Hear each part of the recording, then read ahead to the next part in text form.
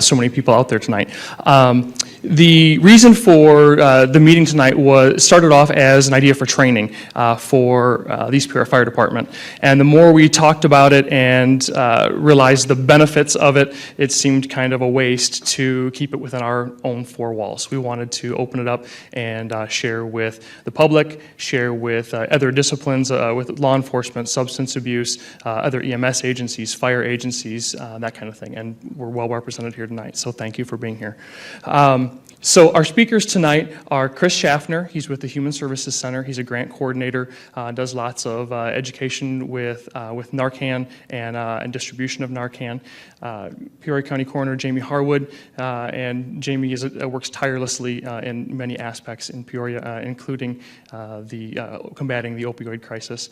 And Dr. Tamara Olt, who is the founder of the Jolt Foundation. They're also very involved in education for Narcan and harm reduction, and so we're honored to have them here with us tonight.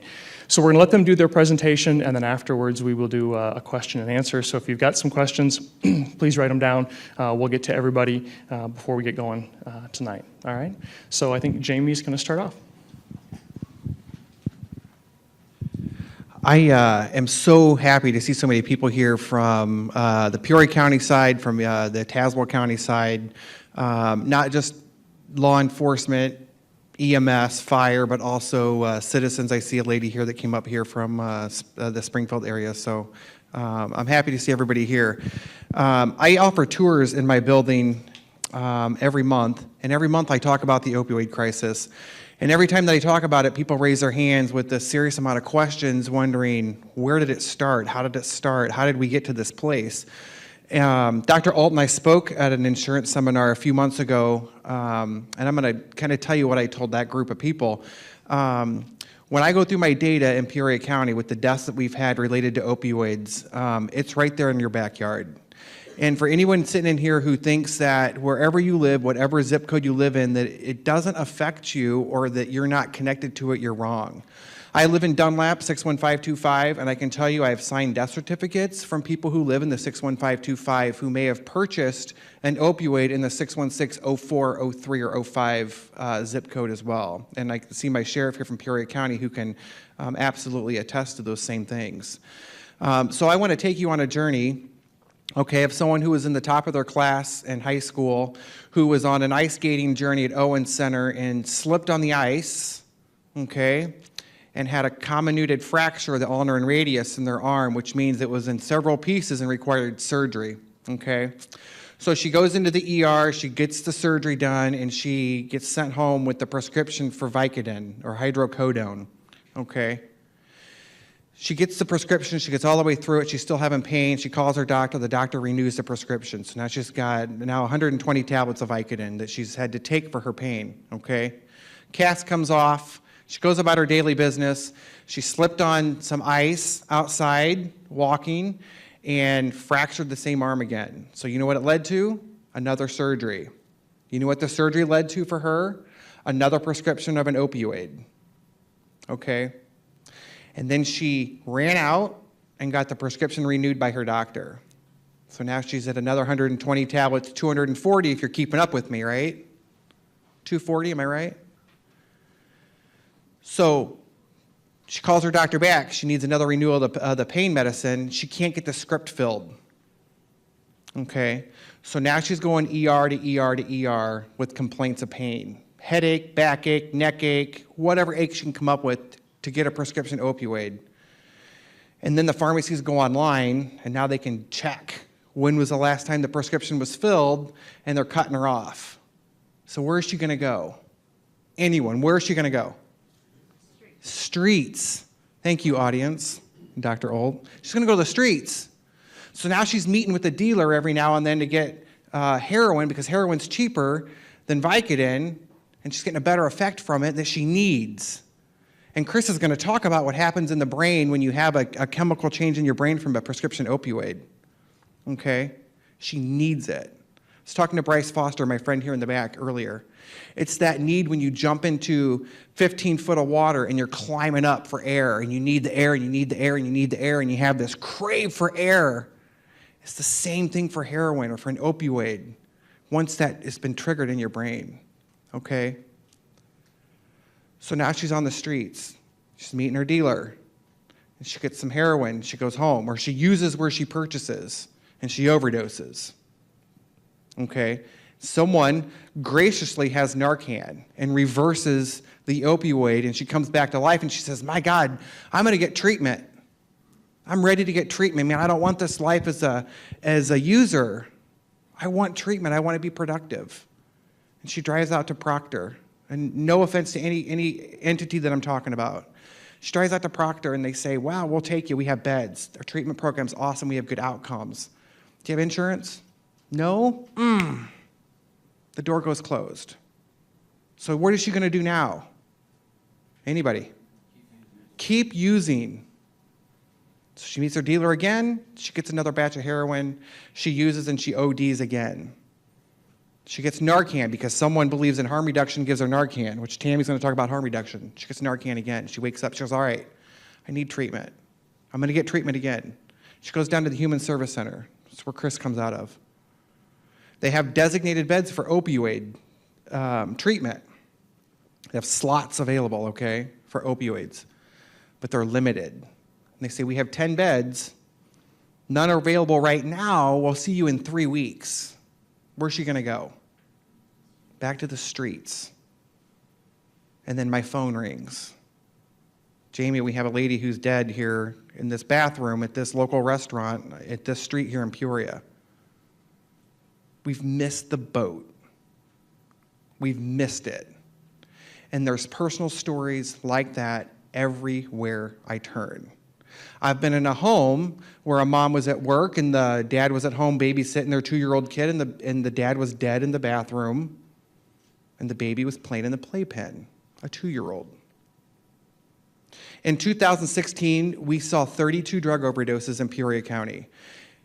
Some of them didn't originate in Peoria County. Some of them came across from Tazewell County over into Peoria County to get their drug, and they used in Peoria County and they died. So our numbers are a little up compared to what the health department will tell us, but that's the reason why. So 32 in 2016.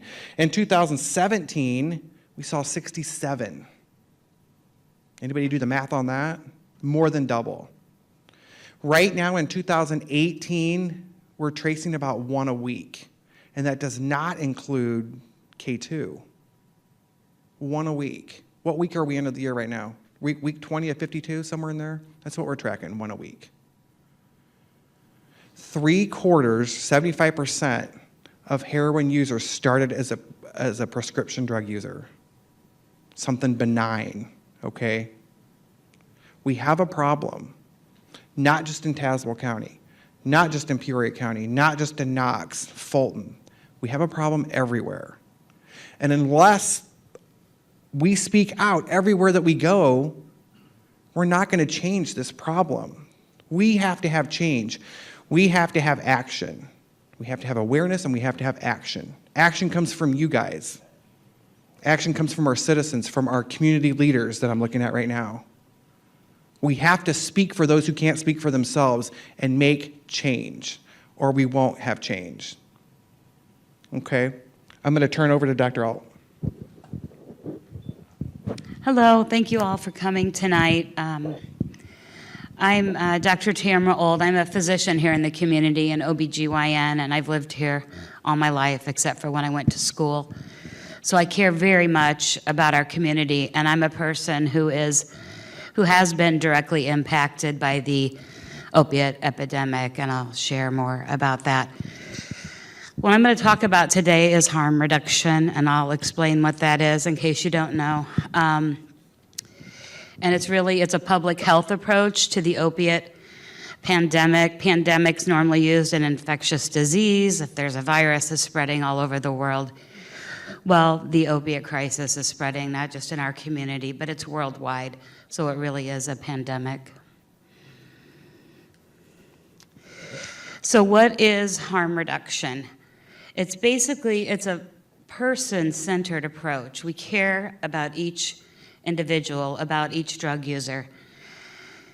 And we consider any positive change to be good. So that means Okay, maybe that drug user agrees not to use alone or to always have naloxone with them or to test their drugs for fentanyl. It doesn't always mean abstinence. It's in the real world, that's not always going to happen. But we want to keep them safe while they're using, so hopefully they'll decide to get help, get into recovery, be in remission from their disease, and they'll survive it. So it's, as Jamie was talking about, opiate use disorder is a chronic relapsing brain disease. Opiate addiction, when people get treatment, it has around a 90% relapse rate. So it's a very, very difficult disorder to overcome. And part of what harm reduction believes in, and really I believe is going to be at the center of how we begin to make change, but it's taking stigma and morality out of the equation. And there's a lot of that, and that's why a lot of interventions don't get done, because, I mean, I see the comments under, when we're giving out naloxone, or we need money for treatment. Well, it's their choice, I've seen it. Let the junkies die on the street. Who cares? Darwin's law, let them die. And the first year after my son died and I would read those comments, I would break down in tears because I thought that was my child and he was an amazing human being. Now I'm past that, and now I just feel sorry for human beings that say that because they have no compassion, no understanding of the human condition. And so I just try and educate at this point. Those comments don't make me cry anymore. So at the heart of harm reduction, we want to preserve the health and well-being of the individual. We want to keep them free of disease, keep them alive by overdose prevention. So why harm reduction? That picture there is what started me on this path. That's my son, Josh. He died at the age of 16. We live in Dunlap, where Jamie does. He died from a heroin overdose on April 29th, 2012. We didn't know he was using drugs. We missed the signs. Just thought, he's just maybe being a little difficult. He's 16. The signs are very, very subtle. Looking back, hindsight's 20/20, of course. I'm like, oh yeah, maybe that was, because he was using. He only used about 6 months and overdosed and died. And from what I've learned, the first time he used heroin, a friend told him he was snorting a pain pill. And it was heroin. He shouldn't have been snorting pain pills either. I mean, that's, I'm very sad that he initially made a choice to do drugs, but once he became addicted to them, then the choice is really taken out of their hands. And of course, I wish every moment of every day he'd never started. So when I heard about harm reduction as a physician, it made perfect sense to me. Oh my gosh, why wouldn't we want to treat this as a health problem? And it's moved beyond now. I'm not here for Josh anymore. I can't get him back. I do this in his memory. But the reason I do this is this graph. In 2016, 64,000 people died in the United States from overdose. There were 64,000 other mothers and fathers that year that had to bury their children. So I do it for them, for the moms and dads of people who are using, and we want to keep them alive. And if they get help, we don't want them to have HIV, hepatitis C, problem with their heart. And these statistics are shocking. You can see in 2010 is when we really started to see a big uptick in overdoses.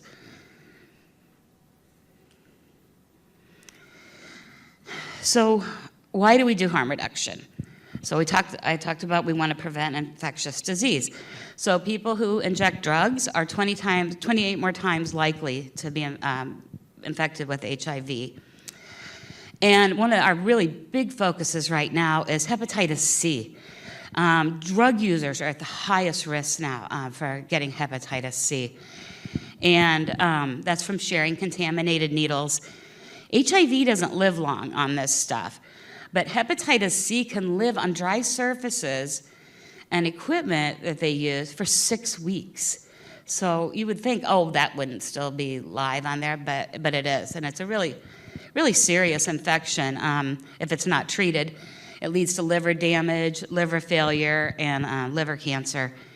But the good news is we do have antiviral medications, which are very, very effective at treating hepatitis C, but they're very expensive. It's anywhere from $40,000 to $94,000 to treat for a 12-week course. So if we can prevent that saves the drug user from being infected and all of us from spending a lot of money treating it. The other infection, and I know multiple moms whose kids that did not die from overdose, but they died from infections in the bloodstream because those needles, when you share needles, there's bacteria on them, or maybe you don't clean your arm well, and they get infections in the bloodstream, which then can land on the heart valves, and that's called bacterial endocarditis. And it can destroy the heart valve so that these people actually need open heart surgery to replace the valves, not a whole heart transplant. And that can cost anywhere from $100,000 to $200,000. So extremely expensive to treat these illnesses that people get from using. And from anywhere from 10 to 20 cents, we can give them a clean syringe. So much cheaper to get a clean syringe and prevent these infections. And this is the graph that shows the huge spike in hepatitis C, and this is from injection drug use. So we're doing good with Hep B because we have a vaccination. There is no vaccination for hepatitis C. So we all practice harm reduction every single day. Sunscreen. So we're going to go out in the sun. We know it's bad, and I'm no model for anti-skin cancer because I love the sun. But we put sunscreen on to prevent a sunburn, to prevent an increase in skin cancer. People working in construction zones, there may be things falling, so they put a hard hat on. So is anybody doing a behavior that puts them at risk with an intervention that will reduce the harm from that activity? Seatbelts, we all wear seatbelts every day. In case we get in an accident, we got our seatbelt on, maybe we won't be hurt as bad. So we all do it, but I'm just trying to explain how harm reduction relates to drug use. So the things that we do, harm reduction interventions, first and foremost, which is what Jolt started with, was naloxone. So getting the drug that reverses overdose out on the streets, trying to blanket our community with it, to have our law enforcement carry it, to make sure all of our ambulances carry it. When Josh died, the rural ambulance that came to our house did not carry naloxone. Many of the we call basic ambulances did not carry it. Luckily, AMT was nearby and came, but those were precious minutes. Josh wasn't getting oxygen to his brain. And he still had a heartbeat when the first ambulance got there. He died in the ambulance on the way to the hospital. So that's changed. As to my knowledge, most of the basics all carry it now. So that was one of the first things. I started making phone calls going, can we please get this in all the ambulances? And our communities really responded well. And I thank law enforcement for coming on board when maybe some didn't think it was a good idea, but to help and carry naloxone, because they often roll up on the scene before ambulances get there. So thank you for saving lives. What we also do for harm reduction is teach safe injection practices, how to keep the skin clean, how to treat infections, use safe needles, or clean needles, never ever share needles. If those of you who don't know, we have started a syringe exchange, a comprehensive harm reduction program in Peoria. And these are all the things that we're doing. So we provide clean syringes and all the equipment needed to inject drugs, so it's clean. And I know the arguments. You're enabling. You're saying it's okay. No, we're not. We don't condone or condemn any activities. We're just trying to exist in reality. People are going to use drugs. and we want to help them just do it safely until they can get better. So because of that, we also help refer to treatment. People who come to a harm reduction program are 5 times more likely to seek treatment. So because they are connected, somebody cares, we're telling them their life matters. And we also refer to medical care, like say we test for hepatitis C and HIV, so say they come up positive, we get them hooked up with care for their infections. And just recently, we've gotten fentanyl test strips. So because many of the overdoses now that we're seeing in our area and throughout the country, the heroin is tainted with fentanyl. It's all fentanyl, which is 80 to 100 times more potent than heroin. So people, they don't know what they're getting. So we give them fentanyl test strips, and this is not FDA approved. These are actually ones that are supposed to be used for urine. But we can have them take the residue left after they inject and put some water in it and dip a fentanyl strip in it. And it will tell them if there's fentanyl present. And then they may want to think about using less, not using it at all. Definitely not using alone because their potential to overdose is high. So it gives drug users a little bit of control over an illicit drug market where they have no idea what they're getting. And we also hope to provide wraparound services, so if people are homeless, we can get them into housing and hopefully help them to get a job and maybe get help and be able to get into remission from their disease. So, but the biggest thing about a harm reduction program is connection. People who are using heroin every day, going to the streets, that's their whole life, they probably already feel bad and worthless and a low self-esteem. So we want to connect. We provide a safe space where people can come and talk, and there's no judgment, and they can have a hug, a cup of coffee, and just sit down. And so really it's love, compassion, and understanding in a non-judgmental way. It moves people out of dark alleys, gas station bathrooms, in their bedrooms by themselves, hopefully to somewhere that's will give them some hope. And not everybody agrees with this. And some of the things I'm going to say from this point, law enforcement, I love you guys. I have lots of friends that are police officers, but at some point, we have to start thinking differently. What we're doing is not working. Escalate death. The bodies are piling up. So at some point, and maybe you might like one idea I put out, but say, no, that's stupid, she's crazy, I don't want to do that. But we need to end stigma. We need to think about decriminalizing small amounts of drugs. Because once somebody goes to jail, gets a felony, they come out, they can't get a job, guess what? They're probably back using again, if they weren't already using, in prison or wherever they were. And marginalization of saying, that person, that's an other group. That's not me, that's not my family. Yes, it can be. And probably almost everyone here knows someone who's been impacted by the opioid epidemic.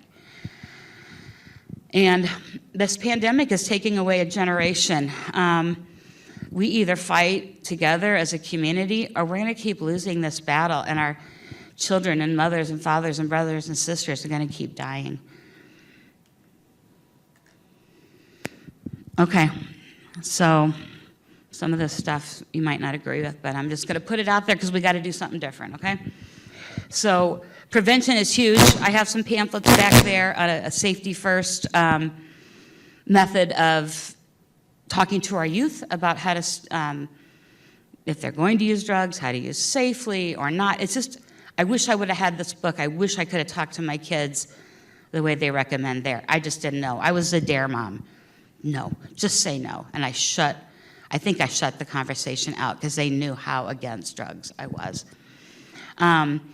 Naloxone, we have to get it into the hands of active drug users, and that's what a harm reduction program does. We're interacting directly. They're way more likely to save themselves.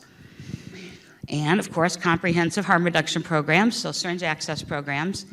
And we need treatment on demand. As Jamie talked about, people are dying waiting for treatment. We don't have the beds. We don't have the money. We have to find a way when people are ready that we get them right in. We also need to remove the financial barriers to obtaining Suboxone and methadone, which are the drugs that we use to substitute. And Chris will go more over medication-assisted treatment. And we need to make it easier for doctors to prescribe Suboxone. It's very difficult, and I'm in the process of learning to do it, getting a waiver, but the DEA is pretty hard on doctors doing it. It's not an easy process to go through. Okay, and then here's the, decriminalized possession of small amounts of drugs. Let's not put people in jail, and it's just drugs on them. If they're not dealing, they're not hurting other people.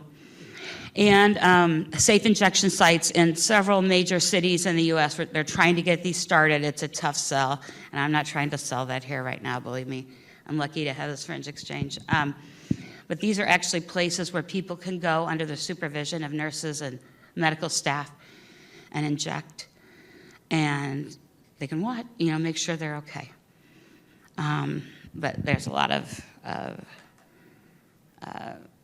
opposition to that. And then ending the drug war. And that, to sum that up, that means we need to focus on demand side. So we need to focus on the need to buy drugs. So instead of supply side, which would mean the drugs from dealers, because they pop up like whack-a-moles, as all of our police officers know. They take a few down, some pop up, or they get right back out. It's kind of an endless loop. And these are all kids and whose moms I know who've died from overdose. And I just wanted to read this quote because I saw it the other day and I loved it. The stigma around addiction will die if we acknowledge the friends, neighbors, and family members who struggle with this condition. If we acknowledge our own secrets and our own struggles, if we ask drug users about their lives and hopes and hobbies, if we know about their addiction and love them, and we do already love so many of them anyways, that's when discrimination ends and healing begins. Thank you for listening. Appreciate it. All right, my name is Chris Shafter. I'm the grant coordinator for the Human Service Center for the DOPP grant through DASA, the state of Illinois.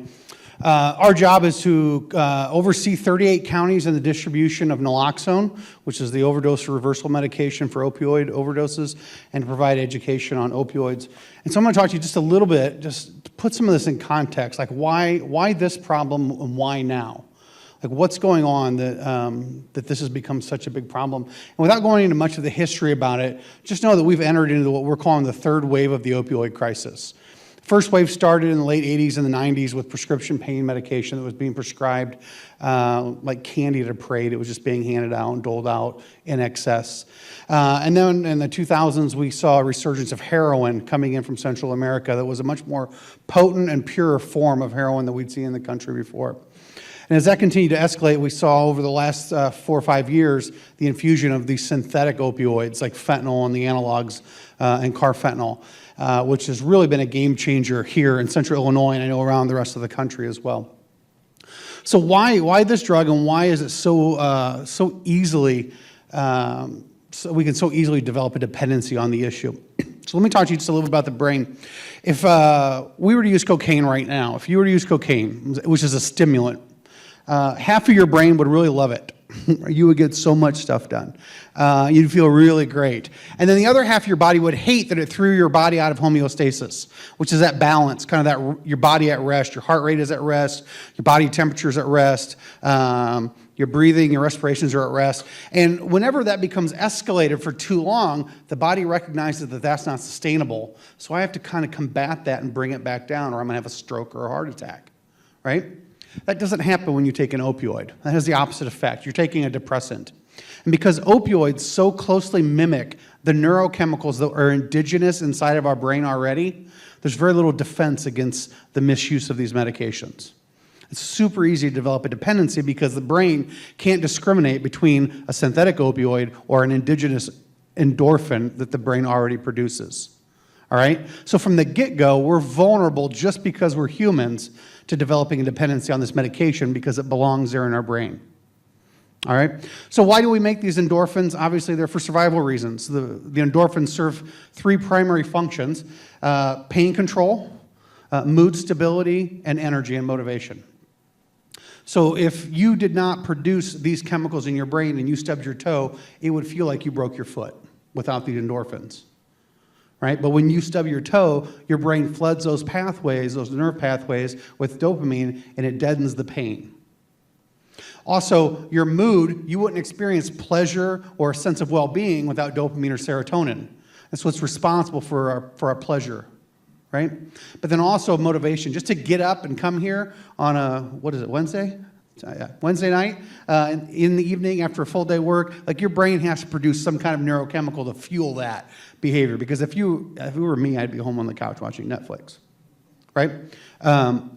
So what does a person look like whose brain doesn't produce these chemicals? We have a term for it. It's called clinical depression.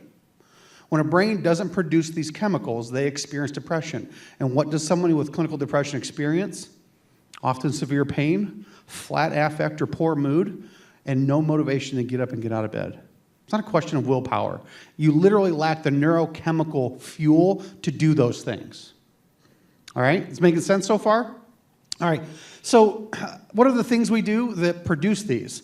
Eating food, exercise, and sex. Those are the three primary things that we do that generate these endorphins, right? And so if I eat, let's say Reese's peanut butter cups, because that's my drug of choice today. I ate 3 Reese's peanut butter cups. My brain's going to produce some endorphins, right? It's going to produce some dopamine, which will encourage me to do that thing again. Later, after the guilt and the shame wear off, I go to the gym and I exercise for a little while, and my brain produces more of those neurochemicals, right? And I feel pretty good after it. And then if I'm feeling a little lucky later that night, I might go home and produce some more dopamine. You know what I'm saying? Okay, all right. So that's how the brain produces. That's how it works, right? Those 3 behaviors, eating, staying healthy, and sex, are survival behaviors that need reinforced. That's why they feel so good when we do them. Because without them, as a species, we would have died off a long time ago. All right? Is that making sense? Now, I'm going to make up some arbitrary values for each of those activities. So eating food, let's say that your brain produces 10 dopamine. All right? And then exercise produces like 25 dopamine. And let's say sex produces 50 dopamine. If you misuse an opioid, so you either take more than is prescribed or more frequently than is prescribed or in greater doses, or you use illicit heroin, you go from experiencing 50 to like 5,000. It's a significant jump. And it's one that leaves a mark in the brain that the brain will never forget. Now, that doesn't mean that everybody that uses an opioid is going to become drug dependent. It doesn't mean that they're going to have the neurological changes in their brain that make them dependent on this medication. But what it means is for an individual who's particularly vulnerable to developing substance misuse behaviors, they have just experienced something their brain was never intended to know, and it will never forget.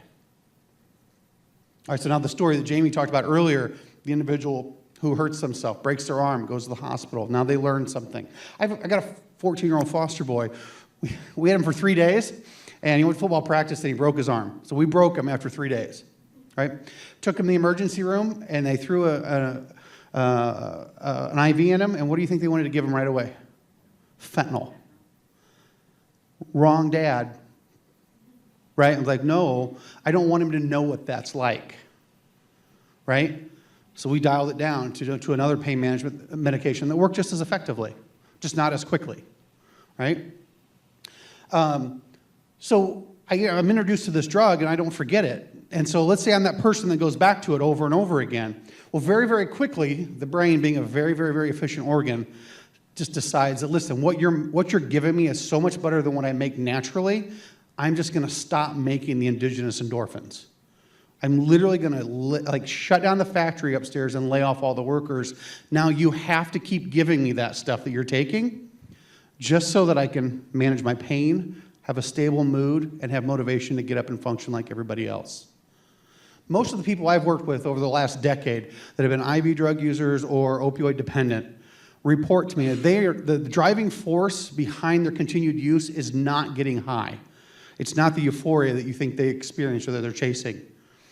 It's the feeling of wanting to be normal. In fact, it's the feeling of not being sick, because withdrawals from opioids are severe. In fact, most people, the language that they use to describe their drug use is, I need to get my sick off, or I need to get right. That's the language that they use. So at this point, this was a game changer for me. Having worked in this field for a long time, I got burnt out. I got burnt out of hearing about the same struggles over and over and over and over again. I'm like, just stop, right? Like, why don't you just stop? If you really cared about everyone, you would just quit. And what we were finding out through the neuroimaging that we're seeing today and the study and the mapping of the brain is that just quitting is just not a thing anymore with opioids. And with the powerful synthetics that are on the market today, they're changing the brain in rapid ways that make it really hard to just stop cold turkey, which was really highlighting the need for medication assistance and intervention. There was a time, probably back in the 90s and late 70s when we had bad oral here, where somebody would get locked up in the bedroom for a week and they'd sweat it out, puke it out, crap it out, and in a week they'd come out of the closet and they'd be like, all right, I'm glad that's over, right? That's not an option for most people today anymore. The impact this is having on the neurological chemistry and the wiring of the brain is so significant because of these powerful synthetics that just quitting cold turkey is a thing of the past, which is the argument for medication-assisted treatment. So what's the biggest pushback that I get on methadone and Suboxone? Well, aren't you just replacing one drug with another drug? And my answer to that is always the same. You bet. Absolutely it is. Because without that replacement endorphin, the individual can't even engage in treatment. They're not able to function normally. They're not able to get up and go to work. They're not able to get up and take care of their kids. Hell, they're not even likely to get up and take a shower. Right? So if we can regulate those neuropeptides in the brain with medication that is controlled and long-acting, when I say long-acting, I mean it has less potential for abuse, while they're engaged in psychosocial services like treatment, mental health treatment, domestic violence, parenting classes, DCFS, all those kinds of things, we give them a better chance of coming out of this to the other side. Right? Does that make sense? Okay. I know it's not popular. None of us would none of us want to see more people using more opioids. That's not the goal here. But we're at a whole different, we've never experienced anything like this before. And there's no rules for how we do this. But we know that the old rules aren't working because this has all changed. All right. So that's all I've got to say about medication-assisted treatment.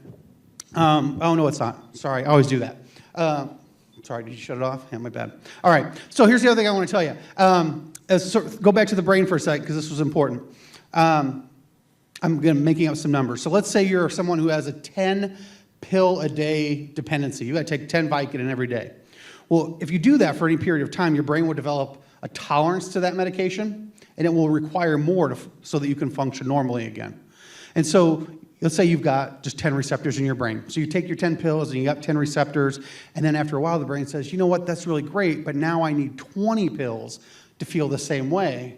So what your brain will do to accommodate the need for more drug is actually grow new receptors in the brain, like leaves on a tree. Extrapolate that out 5 years. If the brain changes like that, as tolerance increases, what happens when someone's using 3 or 4 grams of heroin a day that's laced with fentanyl? Think about the neurological changes that have occurred. And what you'll have is an individual in a very short period of time that will have tens of thousands of starving opioid receptors that require being satisfied every single day just so they can get out of bed in the morning. All right? So what does that mean? When somebody develops such a high tolerance, well, it's not really compatible with normal functioning. You've got to hustle all day to get the amount of drugs that you need to satisfy those withdrawals. So here's the other game changer for me. When I understood that, I understand that most of the criminal behavior associated with opioid use was a function of that disease. It wasn't a lack of moral character. It wasn't a lack of willpower. It was, I have to do what I've got to do. That doesn't make it okay. It doesn't make it any less impactful on those of us who have been victims of crimes. What it means, though, is that maybe this person isn't the big piece of crap that we think they are. And maybe there's something else driving them. All right, so I wanted to say that, just to advocate on behalf of people. If you're wondering why people act the way they do, even if it impacts you negatively, there is much more going on there than just this person making bad decisions. All right, there's something else that needs, and treatment for this kind of thing often takes anywhere from 2 to 4 years for that brain to right itself. And even then, people can still choose to not get off of this stuff because they don't want to risk the stability that they've developed over the course of the last 4 or 5 years. Okay? All right, Ryan, I think you're up next. Thanks. Okay, so we're going to open it up for questions. And besides our panelists, we are fortunate to have many members of law enforcement. Brian Asbell as the Peoria County Sheriff. We have Chief Deputy Jeff Lauer with Tazewell County, Dick Ganschow, the East Peoria Police Chief. We have Tom Stecker with Unity Point, and Jason Thomas is with the Peoria County Health Department, who has lots of numbers. We get together on a monthly basis, a lot of individuals, and we track Narcan use. We look at hotspots, what's growing, what's working, what's not working. So we're trying to put all those numbers together. So Jason would have some of those answers. Just to kind of give you an idea of who's here. Oh, I forgot, Brian Foley, the Tazewell County coroner. So there's plenty of individuals here to answer your questions from many different perspectives. I would fully expect that some of you tonight would be learning and teaching. I'm learning some things. I may have some perspective that I may be able to offer to somebody else. So if you have questions, please raise your hand and we'll get to you and we can start that. I'll start it off though with the first questions. And Jamie had mentioned, and you all kind of alluded to the fact that a lot of people get caught up in this crisis because of a prescription. They start off with a prescription narcotic of some kind that brings them into this. And then once that prescription runs out, they go to the streets. We know that doctors are cutting back on just doling that medication out. What are the alternatives? Is it medical marijuana for chronic pain? What are the other alternatives that are out there besides the narcotics that have been being used? There you go. Don't I have? Well, and yes, prescriptions have played a role in this, but now we're starting to see a turn in the tide where now a lot of the new users are actually starting. Can you hear?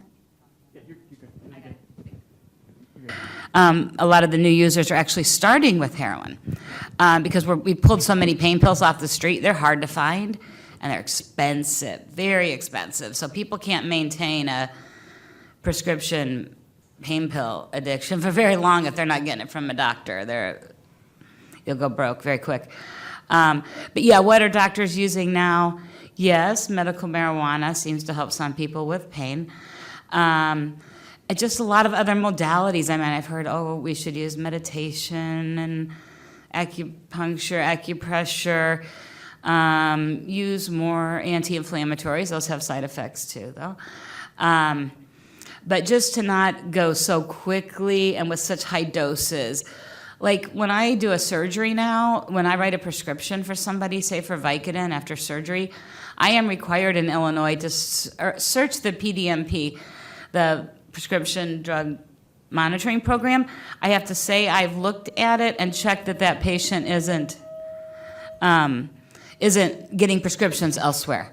So I'm not a huge fan of that, but for me to prescribe 15 Vicodin. We also don't give out 30, 40, 60 pills anymore for a surgery. People might get 15, 20. So we're just being mindful and trying not to flood the community with prescription pain pills, which are often, because if you give somebody 60, they may only really need 20, then the other 40 are floating out there.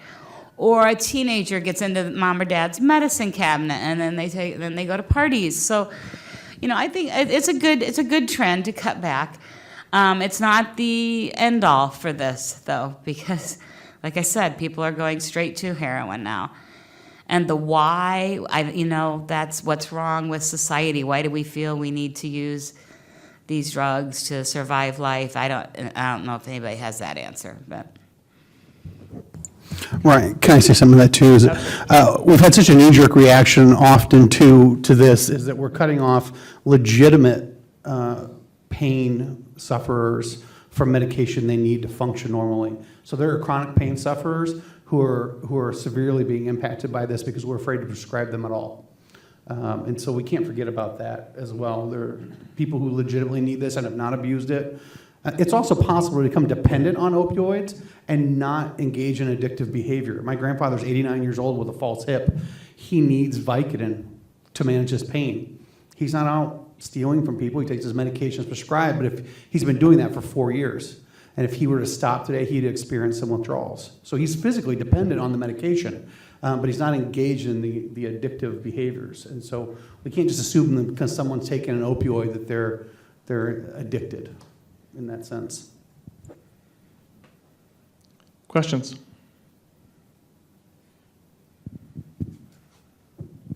Why is fentanyl even in heroin? Who's doing this and to what advantage, and why is it appearing in the heroin itself? Is it Well, I cheaper? think it's more concentrated.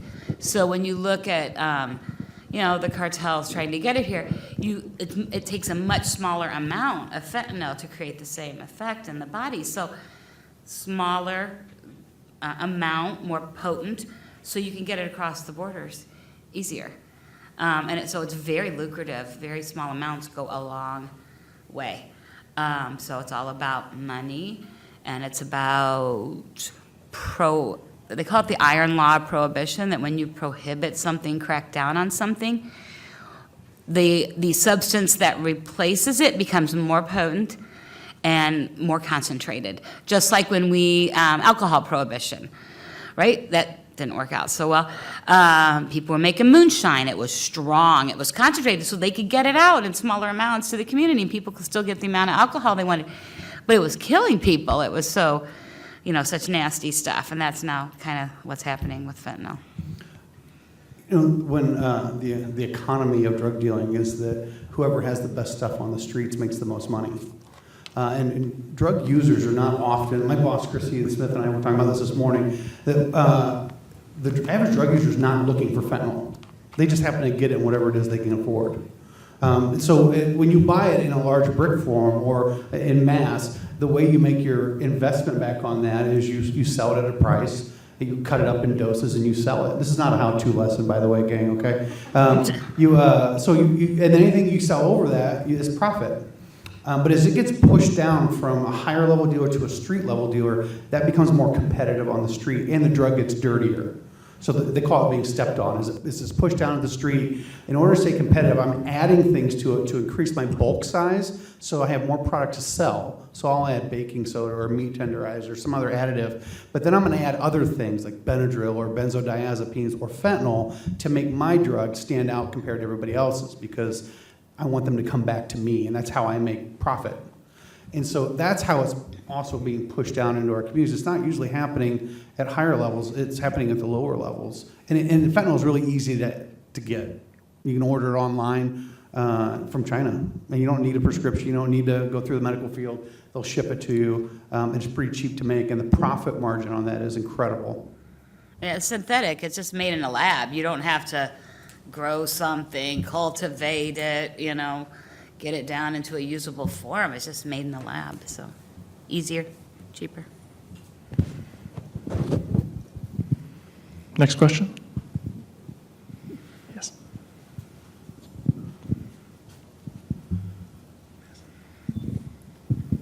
First of all, I want to say that I applaud the panel for being here and trying to make an awareness and a difference in a terrible situation.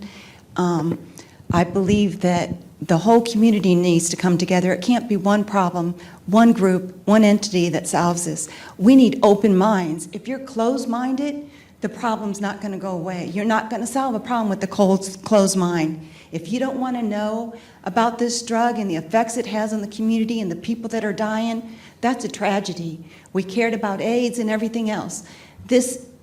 We're literally letting people get away with murder if we don't care enough to do something. And I see some people here that care. I see some first responders here. I see some Tazewell County police officers here. Unfortunately, I don't see many Peoria police officers here. I see Brian Asbell, who has been very supportive to me. and trying to make a difference. But there's some people that aren't here. Why aren't they here? I've come across some of the Peoria police enforcement that in so many words have told me it's their problem, they get what they deserve. That's a tragedy, and that is an injustice. They're here to serve the community. How can you serve the community if you're not aware of what's going on and you don't want to be aware? You don't want to make a difference. You're literally letting people get away with murder. Maybe that's why Peoria County has a high concentration of deaths going on. I hear things around the other communities. I heard arrests being made in Tazewell County. I hear other communities making arrests. Why aren't they being made here? What's the hindrance? Do they have burnout? Are they frustrated? They think they can't make a difference? Oh, they go right back on the street. So the drug dealers know, come here. It's an easy getaway. We get away with murder, and they do. And people suffer, and good people suffer. And people need to put their biases, like a lot of people alluded to, their discrimination, and quit judging people. You would help anybody else that has a disease or a disorder. Why isn't this given the same attention? And also, we raise money for other diseases and disorders.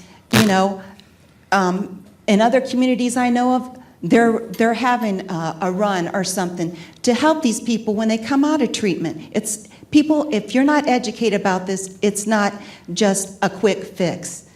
It takes people with understanding, like they've all alluded to, and to try to fix this problem. And it just appalls me that people want to close their mind, turn their back, and just think that lives don't matter. So I think people need to come together, take a stance, have the compassion, have the understanding, want a desire to improve the situation. And the other aspect, it was touched on briefly, which I think makes a difference too. I think sometimes the underlying issue could be a mental health condition, like depression or anxiety. So you know what? People don't get their help with their anxiety or their depression. Maybe they'll self-medicate and try to treat themselves, and then one thing snowballs and leads to another. So where do we start? I don't have the answers, but this is a start right now. People have to come together, want to make a difference. That's the only way it's going to change. Problem solving. Closed minds don't problem solve and fix a situation. So I'm sure I have other questions and concerns, but thank you for listening. And I'm really glad to see the amount of people here, but hopefully it just grows and goes out in the community. And unfortunately, some of the first responders, I'm glad they have naloxone. That's great. But I still am really concerned about the police department and their attitudes and thinking, well, why should they have naloxone? There's kids that need EpiPens and stuff, okay? There's lives being saved, and people need a second chance. The other thing I want to address is sometimes I've heard around the other surrounding communities, instead of arresting people, they'll offer them treatment. Yes, I know treatment's hard to get, and you can't get immediate, quick treatment, but this is a time limit. People have so much time to get the help they need, and it doesn't mean they can't be productive people. So, thanks for listening. And I want to stick up for Peoria Police a little bit, because I've been in lots of meetings through the years with them, and they were the first, well, Bartonville was the first to come for naloxone. Peoria was the second, and it's a really large department. It's one of the largest departments in the state that was just voluntarily doing naloxone before it was kind of suggested that everybody do it. And I think this was more of a Tazewell or East Peoria sort of meeting. I've been in meetings where there's lots of Peoria police. I mean, and Brian, you know, so I don't think they were purposely. And I think you touched on it a little bit. There's some burnout. From our perspective, when I started this job 18 years ago, we didn't hear about heroin, and the drug problem wasn't near what it is now. Now, when we go out on a call, if someone is unconscious for an unknown reason, it's heroin or an overdose until we prove otherwise. And that includes when we go to nursing homes, we go to gas stations, we go to private residences, because the instances that we talk about chronic pain, we'll get grandma in a nursing home that has multiple fentanyl patches on, not on purpose, but they put one patch on, they miss it, they put another one on. And we're finding people overdosing in the nursing homes. We find them in the gas station bathrooms. Not that it's an excuse for that burnout, for that attitude. but it happens to good people. That's all I can say. So I'm sorry that you've come across some individuals if they have been callous to that, because we certainly don't try to be that way. I think I can speak for all the responders here. It's certainly not what we strive to do, but unfortunately sometimes that gets the better of us, and we're human. So,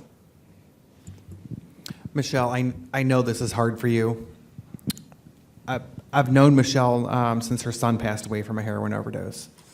I spend a ton of my time working with Pekin Police, Tazewell County Sheriff's Office, East Peoria Police, and Peoria Police as well. A ton of my time with Peoria Police, Peoria County Sheriff's Office, Bartonville Police, et cetera. They all have a stake in it. I know it may not seem like at times that they care, but I can tell you the tireless efforts that they put in, they do care. They do. I just wanted to say, maybe surprisingly a little bit, that I don't necessarily disagree with your idea on decriminalizing small amounts of drugs. In effect, I think a lot of the police departments in the area, that in effect has been done to a large extent.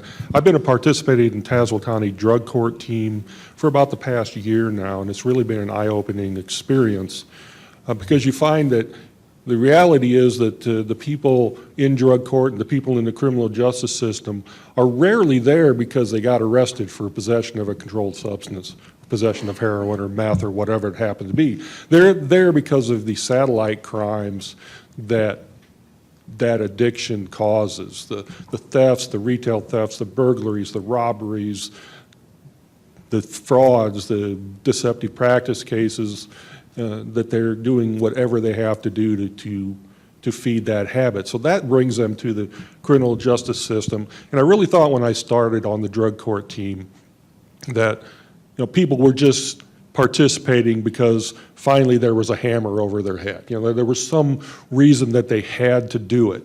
And it didn't take long before I realized I was completely wrong on that.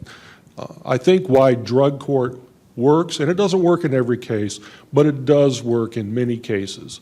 Why it works, I believe, isn't because there's a hammer over their head. It's because maybe for the first time in these people's lives, they all of a sudden have a group of people, multi-dimensional group of people. You've got a judge, you've got state's attorney, you've got a public defender, you've got probation people, you've got police officers, you've got correctional officers, and most importantly, you've got treatment people sitting right at the same table. And these people come in, and all of a sudden, everybody's arm goes around them. And it's something they've never experienced before. A group of people who care about them and finally have the services to give them. There is no such thing as no. There is, you're going to go to inpatient treatment. We're going to set that up. It's not going to cost you. We're setting that up. You're going here, you're going there now. Every week they're in court. Every week we're talking about their cases. They go from step to step to step, but each step along the way there's intense counseling, there's all kinds of support made available. Do all of them succeed? No. No, they don't. It's just another testament on how incredibly difficult this problem is. But many do. Many do because through the year and a half they're in that program, they not only get a hold of themselves, but they build themselves a support system to where they, when they're done with the drug court, they now have people outside of the drug court who they can go to and depend on, and it makes all the difference in the world. The issue, the answer has never been arresting you can't arrest yourself out of something like this. You can't, flood your prisons and your jails with this problem. It's just too big. The answer is always going to be multi-jurisdictional, multi-dimensional. It's got to be everybody getting on the same page. But the idea that, these people run into stone walls when it comes to getting help and getting treatment, we have got to find a way to stop that. Because if we don't, then they will continue to bring themselves to the police. Not that we're going out looking for them. They're bringing themselves to us. And like I said, not usually because of the heroin that's in their pocket, because of the money that they need to feed that habit. So thank you for everybody being here, because it's going to take all of us It is. Thank you. every day to do that. Yeah, thank you.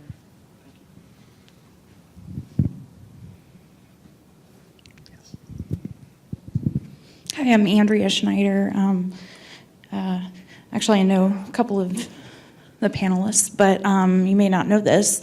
My uncle passed away a couple of years ago, and he was actually a social worker. But he had retired, and he was still counseling couples. And but in the 1970s, he got into an accident doing construction work. And guess what he got on? Opioids, prescription drugs. So about 2 years ago, while he was on a methadone program, he accidentally overdosed on methadone and died. He was a wonderful human being. And I really think the world became a lesser place when he left it. So I'm just curious, you guys can maybe talk about, like, even though you're on a methadone program, you can still accidentally overdose. And I didn't know about Suboxone until after he passed away. Could you maybe talk about, like, the differences between the two? Yeah, so I've worked at a methadone Suboxone program for the last 10 years, on and off. And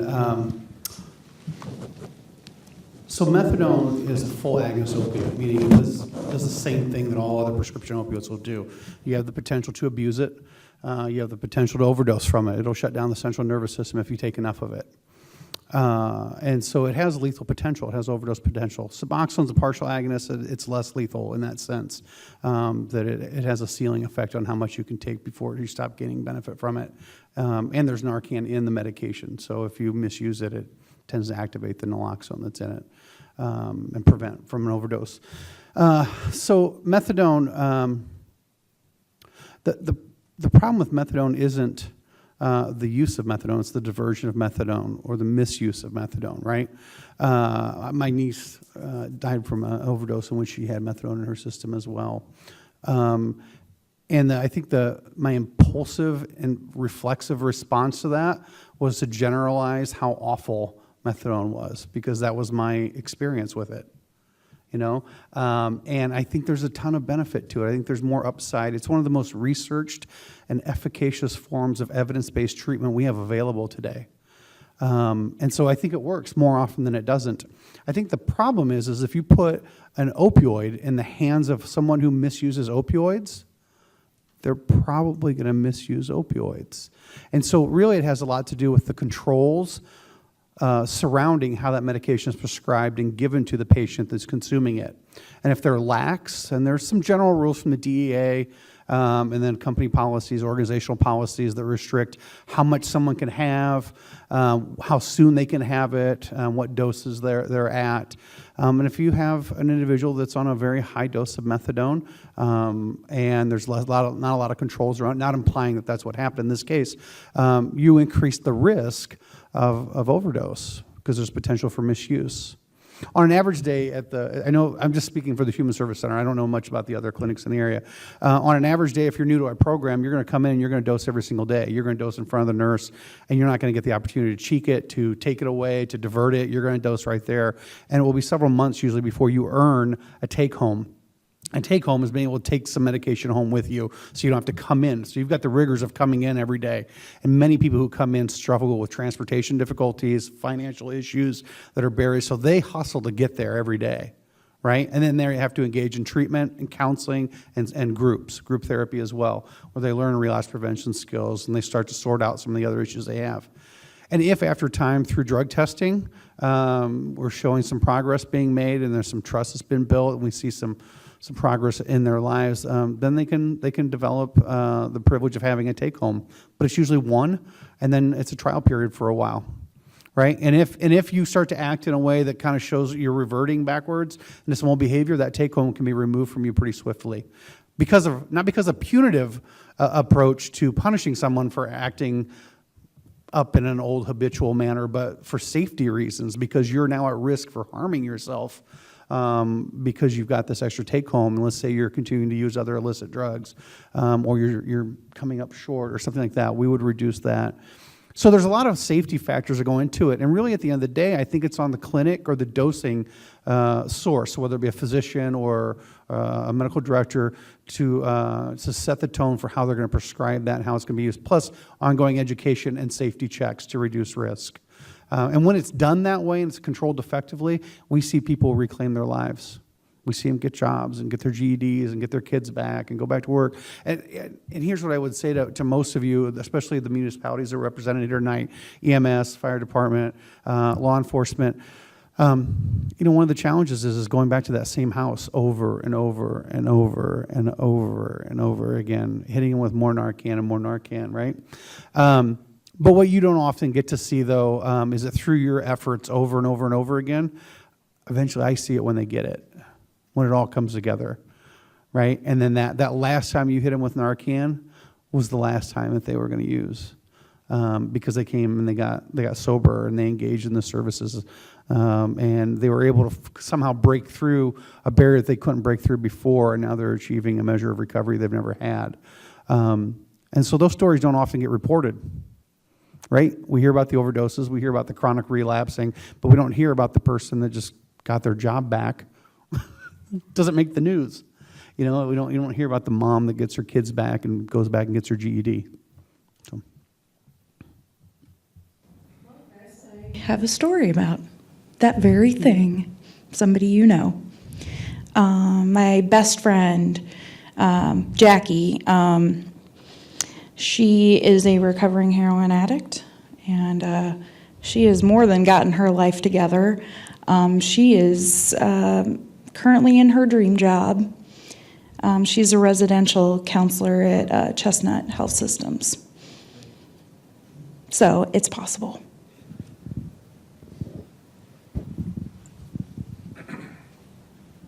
Thank you. I want to thank the panel too, and I want to thank everyone being here tonight. I got two statements. Actually, 1 year ago today, my first week as sheriff, we had a police situation. It was my brother-in-law. Jamie remembers this. But long story short, history of drug and alcohol abuse. He never was, to my knowledge, addicted to any opiates, but lots of benzos, alcohol, mental illness, and I'm glad Michelle brought that up. Went to arrest him on a domestic battery, turned to a police chase. Long story short, he made it to Bloomington and took his own life. Welcome to policing, Brian. I don't think this is the collateral damage that we haven't spoke about today, is the suicide prevalence rates. I've talked to a lot of parents, and if Sharon was here, I think she would speak on this too. A lot of these overdose deaths, I don't know, generalizing by saying a lot, but I think a significant amount across the nation, are individuals that are tired. They're tired of this constant battle and not having the support systems like the chief was talking about. Jamie, can you speak on that? These are hard to work, I know, from the law enforcement perspective, to declare him a suicide, and not unless we have the smoking gun or we have the note. But in your opinion, will you agree with me that this is an issue that we have to take into account in the whole mental health aspect with this crisis? This is a multidimensional problem, and I think the center behind this is mental health. If we were to get on our phone right now and Google cardiologist, Peoria, Illinois, like 70-some doctors for cardiology is going to pop up on your phone. But Google mental health, addiction recovery. It's a thimbleful compared to what we have for other disease processes, for sure.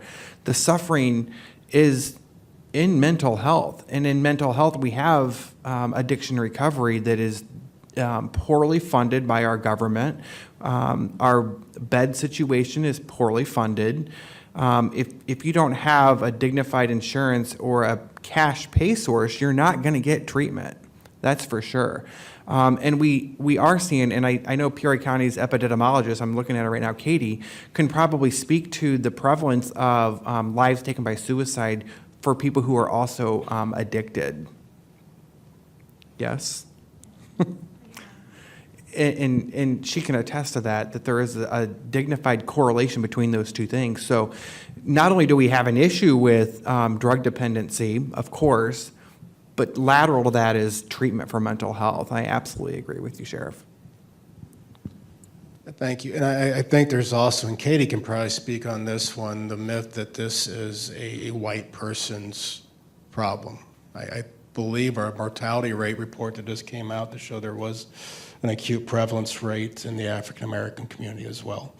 As far as overdoses? Correct. Yeah, it's disproportionately high among African Americans or blacks compared to white. Okay. Nationally, though, it has become black and it's. Well, we had the question earlier about fentanyl and why, what's the attraction. I think Dr. Old hit it on the head. A lot of times when we have overdoses, the law enforcement community, we do not like to get that information out because we'll see people from other communities come into Peoria to try to buy that drug. They're seeking it out. We have a lot of our overdoses out in the Kickapoo area, and these are people from Galesburg and Kewanee. That's their first stop once they leave Star Street or Ann Street. And that's why often we don't put that out, but there has been several cocaine overdoses this year due to fentanyl. Mostly, in my opinion, cross-contamination from when the cutting process. But I just want to applaud everyone for at least being here and listening, having the conversation. Michelle, thank you. You're strong. You're doing a lot. There's a lot of people in this room that they have their own, they're fighting their own demons with dealing with this. And I added my own little personal story to this because I do think this is a far-reaching problem that's hitting us at so many different levels. So thank you. For you to be here, Michelle, is extraordinary. And you may not know this today, but somewhere in our future, you're saving a life by being here tonight. Same thing with you, Bryce Foster. Same thing with you, Dr. Old and Chris. And everybody in here is going to take something from here tonight that even if you save one life, it makes a difference tonight. And Sheriff mentioned cocaine. My average age in Peoria County of overdoses is 45. So I want you to think about when you have a bell curve of an average that you have some ages over here and some of them younger than that. My oldest is 72. If that doesn't blow your mind and give you pause for where we're at in the situation, nothing will. We have a problem. But you being here tonight, taking something from here out those doors will save a life. And in that, I'm grateful for being here.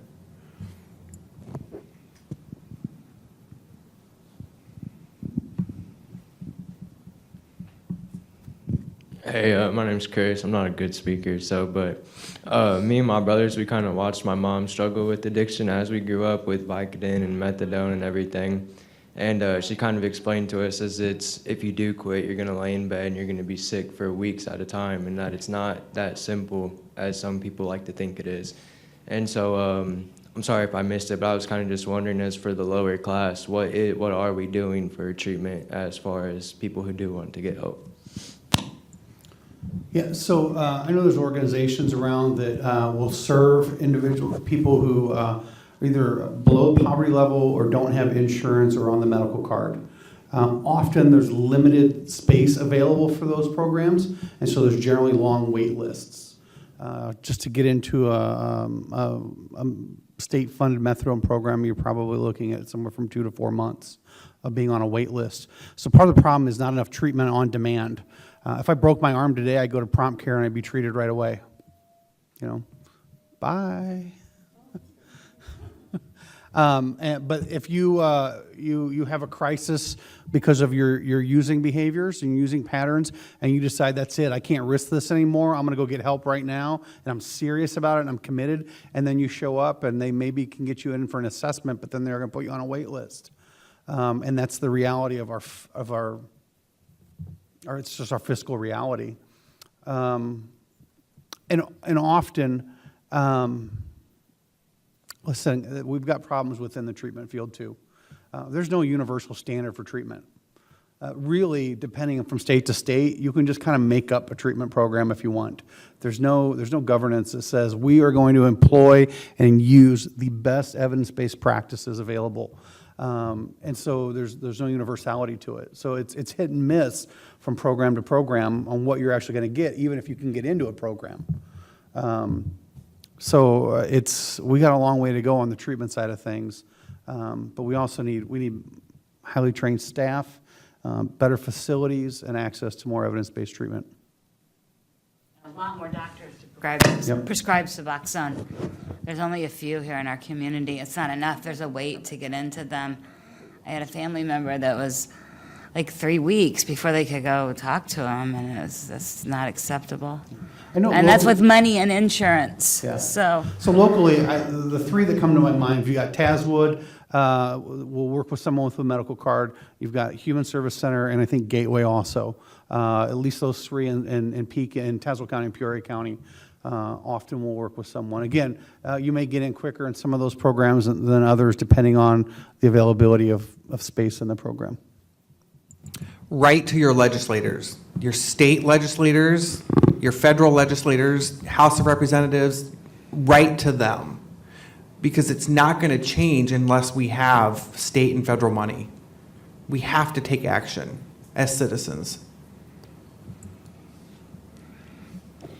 One of the things that you touched on with the prescriptions, and we need to encourage people to do, is when you have medication and you're not using it, to take it somewhere that will collect that medication. There's drop boxes throughout Peoria and Tazewell County. I know East Peoria is working on getting a permanent drop box. Pekin Police Department has a permanent drop box.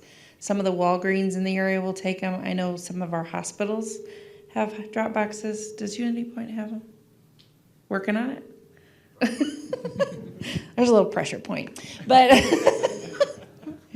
anything. But I mean, that's one of the things that we deal with. And at the health department, one of my coworkers was talking, her son had his wisdom teeth taken out, and they wanted to give him 90 Vicodin. And he's 16 years old, and she's like, absolutely not, I'll take 5. And so that's, as a parent who knew what she was dealing with, you know, there's a lot of parents that are just taking that prescription and getting it filled. So that's something that the dentists and the doctors are much more aware of than they used to be. So, but I think if you have them at home, try to get rid of them, because it may not even be your children. It may be somebody who comes to your house for a party. They're going into your bathroom and they're going through your medicine cabinet. You don't know it, but it's probably happening. Sarah, can I piggyback on that too? Can we store them safer too at home? They're just sitting in our cabinets or our purses or our bedside tables. These are lethal medications. They should be locked up. They need to be locked up. So if you have an active prescription that you're using, it's strongly recommended that you store it safely. We have a foster kid, so we're required to do that. And so my wife puts it in a lockbox and stores it in the locker. Or in our closet at the top shelf. So every time I have a headache and I need ibuprofen, like, it's a hassle just to get it out. But it's worth it to protect against it. And the other thing I always tell people is, go home tonight and look through your medicine. I guarantee you somebody's going to have some medicine they don't need anymore that just needs disposed of.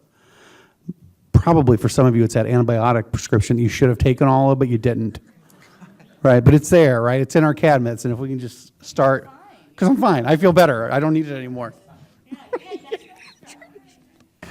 Thank you for the plug, Sarah. We are working on, we have a drop box that will be placed in front of the Public Safety Building here in East Peoria. The other location that Sarah didn't mention is Creve Coeur Police Department also has a drop box. So it is important to get those medications out. What's that? Oh, Washington's got one too? Where in Washington? At the PD. Okay, perfect. I didn't know that.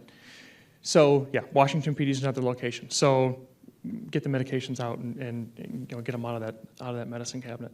Another program that we've partnered with Chris on is Narcan distribution and education, and that will be coming. Are you starting next month?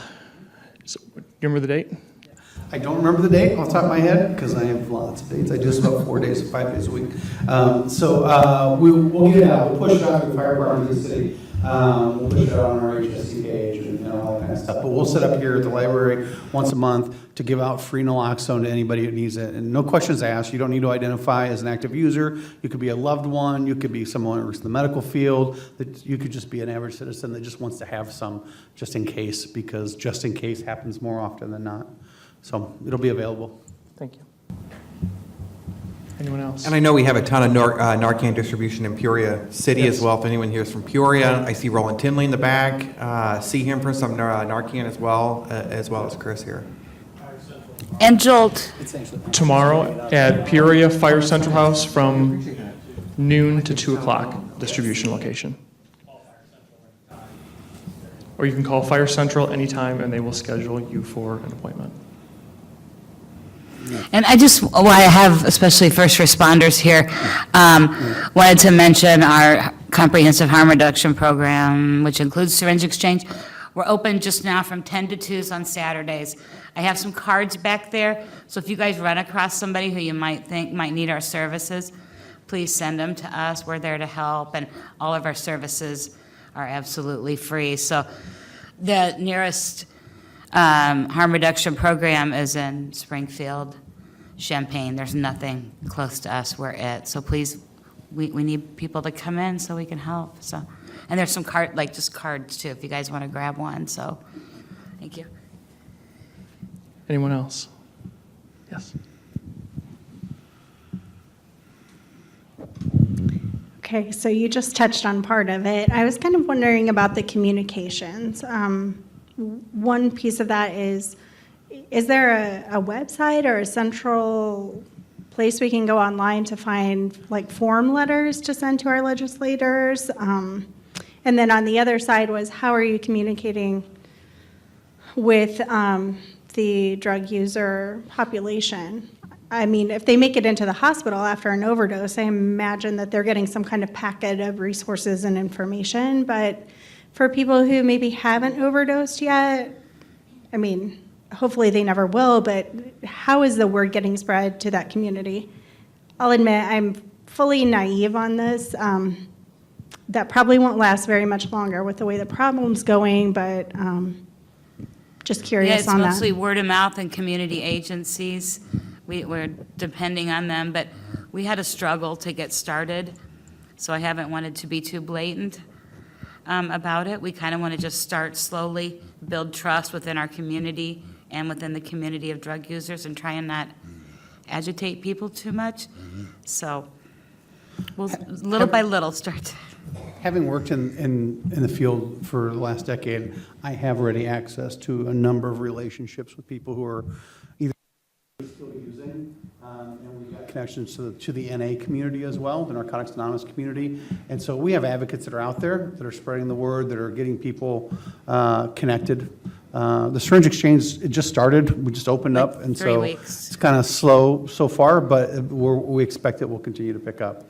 As far as the Narcan distribution goes, that's pretty easy. They're looking for it. They know the risks. I'll get back with you on that one.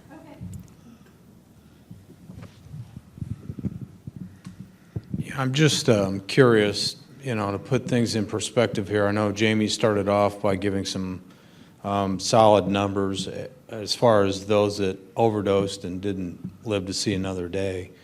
I only am privy to East Peoria's numbers, but curious if somebody could touch on how many overdoses there are that we do save. That's one number. Just There's to a put hand things behind in you that can answer perspective. that EMT question. has all the, And Katie, you can probably speak to that too, not to put you on the spot. I'll keep running, that's okay, here. With the Narcan data that we've been tracking, we look at the number of times that Narcan was administered throughout the month, and then we track the data on whether or not that reversal was successful. Yes, I do have those numbers. good. One thing I'd like to say is that these numbers are really incomplete just because some organizations administer the Narcan and they are not there to tell you if the overdose was successfully reversed. So let me see. For this question, I'm just going to give you the first quarter data that we have, which is going to be from January through March. So was the overdose successful? We had about 38% say yes, 8% say no, and 53% of that data we're not actually getting from the organizations. So that's for a variety of different reasons. We have multiple organizations reporting to us, so it's hard to harp down on one particular reason, but the data will be incomplete. But the more data that we have, the better we can plan for this epidemic. So if we can continue to gather this data, we've actually been working with a data science group that says that they can make predictions about hotspots, possibly give us a better way to target the populations at risk. So I know from in East Peoria, just looking at the numbers that we submit, we've gone, I think I see a streak of actually going towards more times Narcan, at least if it's either not working or we're giving higher doses because of the issues of fentanyl being mixed in or whatever the case may be. So it used to be typically you give a 2 milligram dose IV of Narcan, someone came around. Now sometimes depending if there's, God forbid, there's carfentanil mixed in or whatever they're mixing in this week, we give larger numbers, sometimes 3, 4 doses, so we're getting up to 8 milligrams sometimes. Sometimes it works, sometimes it doesn't. But I think we're doing a better job now, and I've come in late to this group's work. I think we're doing a better job now of working together and everyone getting numbers to look at the problem as a whole, rather than working in our silos as we have in years past. Yep. To go along with this, I, was also aware that, sometimes it takes multiple doses. Well, so if you go to one of these distribution events, do you just get one dose? No, there's 3 doses in all of our kits. And I tell people, because of the grant, we are not rationing naloxone. Mm-hmm. What do you need? How many do you want? So 3 doses in each kit. Our kits used to only have 2, but with fentanyl, we have 3. So what we also know is that most first responders are 5 to 7 minutes away. You won't go through all 3 doses before they get on site, and they'll be carrying, or they'll be able to take over care as well. So by putting 3 in the kit, we've extended the amount of time that we can cover, and they'll be there before we've used all 3 doses. Because there's a process, and if you want to be Narcan trained, let me know. I'd be happy to do that. So with Tammy or Bryce or some of the others around here. But you'd be covered if you just follow the instructions. And that's an important point on this, is that this isn't necessarily, while one dose, a 0.4 dose, may get someone out of the woods, it may just be that bridge to get from the point of discovery to the point of getting EMS on scene to where we can give a larger dose. If you're unfamiliar, basically with an overdose, what it does is it suppresses your drive to breathe. So that's the first thing that goes. You just relax so much, you just stop breathing, and eventually death follows. So if a dose of 0.4 milligrams of Narcan, or maybe even 3 doses, if that's what gets that individual through until we can get there and we can give further doses and get them to definitive treatment, then that's a success. But it's not necessarily that magic bullet, that a 0.4 milligram dose is going to be it and everything's good and you go on with your day. Very likely, you're going to see us there, and you're going for treatment, just because that's you need more than most times than what that kit's gonna get you. Anyone else? Yes.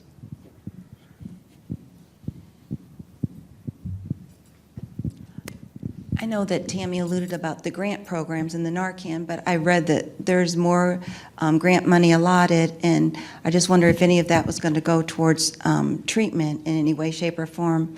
And I believe that, because I believe we need to hit the people where we come in and can make the most impact, if that's in jail, or if that's in the hospitals, or the probation offices. If they know there's a person struggling, like they alluded to in drug court, that's where we can reach them and maybe impact them and make a difference. So if we could reach those people at those levels to try to help them for treatment, that would probably be a good opportunity to save some lives.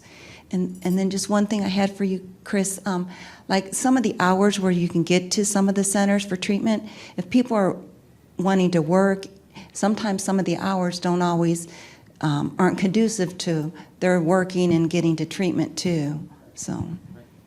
That's why Suboxone is beautiful. I can't imagine being on methadone. I mean, I'm a believer, it's the gold standard treatment for opiate use disorder.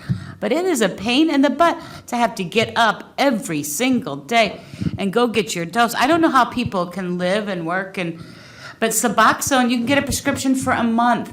It is truly a life-saving drug where you can continue to function. You can go to your job. You don't have to go somewhere every single day, and it works great. I just think it's a fantastic drug if you still want to be able to live life without having to go. So I can't imagine having to go somewhere, but you could never leave town, or you got to arrange guest doses somewhere. I think it would be, but that's what some people want, and that's a choice. But so I'm a huge fan of Suboxone. Michelle, in response to access to Narcan and naloxone, we have to stagger our hours. We have to do some evening events. We have to do some daytime events. We got to make sure that we're available. Here's what I'll tell you is that I know between at least Bryce, Tammy, and myself, that if you get a hold of one of us, Bryce will come out at midnight. Yeah, he doesn't sleep. So, I mean, if it's an individual, and it just really desperately needs some, we'll meet you anywhere, just about any time. But as far as hours of operation, we're going to have, I go to the Salvation Army once every 2 weeks from 11 to 1, and I'm just set up down there. It's open to the public. I was here 2 weeks ago to do naloxone distribution, and not a soul, well, Bryce showed up, that doesn't count. Not a soul showed up for naloxone. Really? Yeah. And so I think we're gonna, and maybe that's something Ryan, you and I can talk about too, is maybe some evening hours, so when people get off work, and we'll make sure to heavily promote that. So watch social media, watch the channel 20, 22, okay. Other forms of communication. We'll try and do our best to make it known when we're gonna be here. Okay, we have a question from someone who's watching the broadcast. Yes, we're showing this on Facebook Live thanks to Eastside Community Media, and we have received a question. Can you tell us the name of the app on your smartphone that calls 911 for you while giving the instructions on how to use naloxone? I think that will help the average Joe who might be nervous to train and use naloxone. That's a great question. So it's called OPI Rescue, OPI Rescue. It's orange with a first aid cross on it, and the very first screen when you open it up, it'll prompt you to dial 911. And so if you're using that set of instructions, what's nice about that is you can report the use of naloxone right through that app as well, so we can track that data. And you can even save a life if you don't have naloxone with you. You just do the breathing part until EMS, call 911 and breathe for them until they get there. I have a girl who I trained, and her boyfriend overdosed beside her. She didn't have any naloxone. She just breathed for him until rescue got there. He's alive today. So, of course, we want you to have naloxone, but you've got to get him oxygen. No, but that's a very good point. Yeah. Dr. Ault, you talked about Suboxone, but is there any Vivitrol programs around here, or is anyone familiar with that? Gateway. Are you guys aren't done? That's the same concept. That's a. I'm not a Vivitrol fan. That's a whole big conversation. There's a higher rate of overdose if you stop it. It doesn't fill the receptors, so people can still have cravings and feel depressed. We're not fueling that endorphin system. So that's controversial, and this is one doctor's, well, it's a lot of people's opinion that Vivitrol is not the best drug, but some people believe it is. But it's a choice. It's an option if somebody wants to go that way. The other thought, though, is it's not an opioid replacement medication. It's a different type of medication, so it doesn't work the same way methadone or Suboxone does.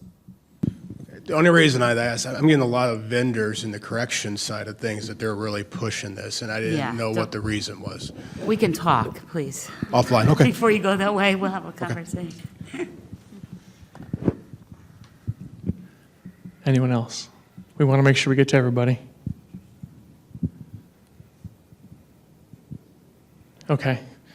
Well, before we go, I do want to thank Eastside Television for broadcasting tonight. I know we have several individuals who were able to partake of the program by that broadcast.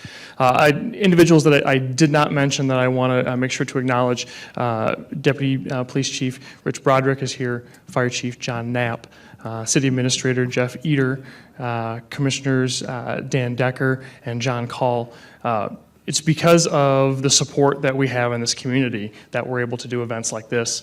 We're able to do the prescription drug take-back program. We were able to support the Narcan distribution. We're very fortunate here in East Peoria, and I think by seeing everyone that's here from even across the river and around the area, we're very fortunate in this area to have all these great minds working on this problem. We're not there yet, but we're getting there. I hope this is just the beginning. It sounds like maybe the next time we need to have some legislators here. We need to get some people who can speak to how to get more drug treatment programs, how to really work through that path. I know it's been an education for me being a part of this group the last 6 months or so, and I didn't realize how difficult it was to get through that path. So, I mean, we're all learning. So, thank you for all being here. I really appreciate all of you for your For arranging. participation. Yep. If you are an EMS provider, if you have not signed in, there is a clipboard in the back. Please sign in and pick up a CEU so you can get credit for being here tonight. And there's lots of cookies back there, so please bring a cookie with you, or 4. So, unless anyone has anything else, I think we are good. Thank you very much. Thank you.